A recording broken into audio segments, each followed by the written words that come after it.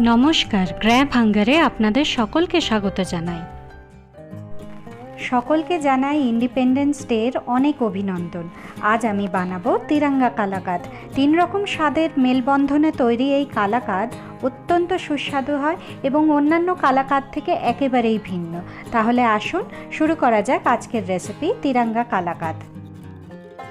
প্রথমে আমি একটা পাত্রে একটু জল গরম করে নেব।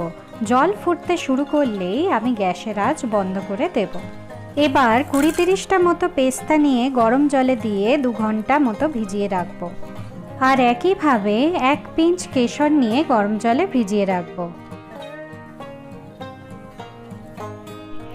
2 ঘন্টা হয়ে গেছে। এবারে পেস্তাগুলোর খোসা ছাড়িয়ে নিয়ে একটু জল দিয়ে পেস্ট বানিয়ে নেব।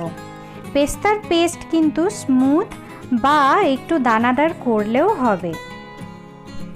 এছাড়া লাগবে কোকোনাট পেস্ট। নারকেল পেস্ট বানানোর পদ্ধতি হোমমেড কোকোনাট মিল্ক বানানোর রেসিপি থেকে আপনারা পেয়ে যাবেন, আর এর লিঙ্ক ডেসক্রিপশন বক্সে আমি দিয়ে দিয়েছি।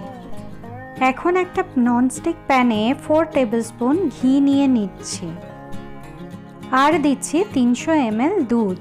এটা নর্মাল প্যাকেটের কাউ মিল্ক, ফুল ফ্যাট দুধ নিলেও চলবে। এখন দিয়ে দিচ্ছি 250 গ্রাম গুঁড়ো দুধ আর ভালো করে মিশিয়ে নিচ্ছি। একেবারে স্মুথ পেস্ট বানানোর কোনো প্রয়োজন নেই, কারণ কালাকাদের টেক্সচার একটু দানা দানা ধরনের হয়। একটু সময় নিয়ে দুধটাকে নাড়তে থাকবেন আর গ্যাসের আঁচ কিন্তু একদম মিডিয়ামে রাখবেন। দুধটা গুলে গেছে। এখন দিয়ে দিচ্ছি 50 গ্রাম ময়দা আর ভালো করে মিশিয়ে নিচ্ছি।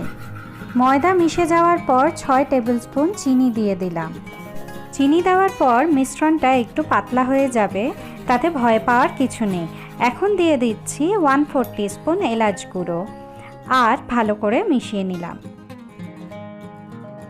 কালাকাদের মিশ্রণ খুব টাইট হয় না, কিন্তু এখানে যেহেতু আমি অন্যান্য ফ্লেভার অ্যাড করব আর তাতে জল থাকবে, তাই এই মিশ্রণটিকে একটু টাইট অবস্থায় নামাতে হবে।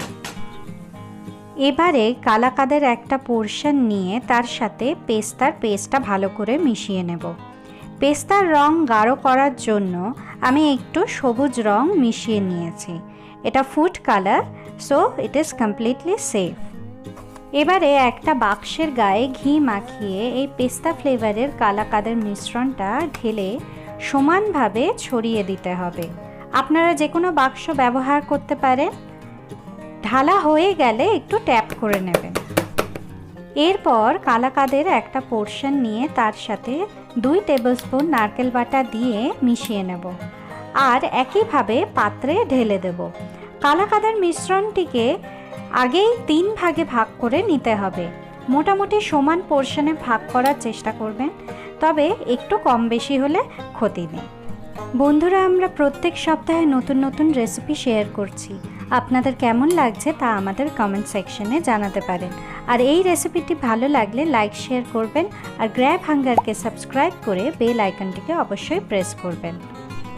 এখন শেষ পোর্শনটি নিয়ে তার সাথে কেশর গোলা জল অ্যাড করে দিলাম, তবে কেশরগুলো দিতে ভুলবেন না কিন্তু। এর সাথে দিতে হবে একটু অরেঞ্জ ফুড কালার আর একইভাবে ভালো করে মিশিয়ে বাক্সের মধ্যে ঢেলে দিতে হবে।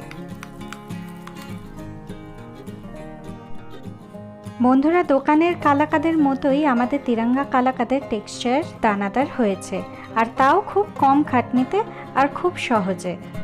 এরপর কালাকাদের টেম্পারেচার নর্মাল হলে 24 ঘন্টার জন্য আমি ফ্রিজে রেখে দেবো।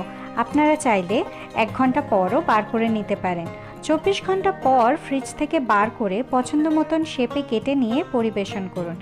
আমার প্রতিবেশীর তো খুব পছন্দ হয়েছে আর সে অলরেডি রেসিপি নিয়ে চলে গেছে। আপনারা আর দেরি করবেন না, আজই বানিয়ে ফেলুন বাড়িতে আর শেয়ার করুন আপনাদের এক্সপিরিয়েন্স। আজ আসি, আবার ফিরে আসবো আরেকটি মজাদার রেসিপির সাথে নিয়ে। জয় হিন্দ।